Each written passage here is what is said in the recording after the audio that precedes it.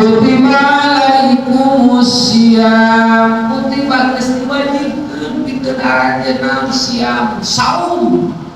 Dan agama orang mah saum sama puasa umum sebenarnya mah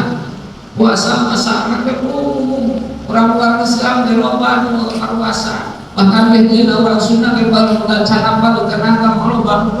puasa putih dalam puasa putih dengan keberangan muni parentah kalau siang saum kutiba alaikumusiyam geus diwajibkeun pikeun aranjeun nu nyampak imanna balik kana tadi diwajibkeun nu nyampak imanna dina hartena nu aya karakter iman ka Allah kana saum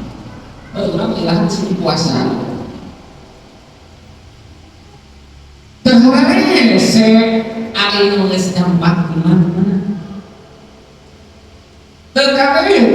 teu ngangluh, teu ngarasa ripuh, teu ngarasa seunah, naon sababna? Da sauna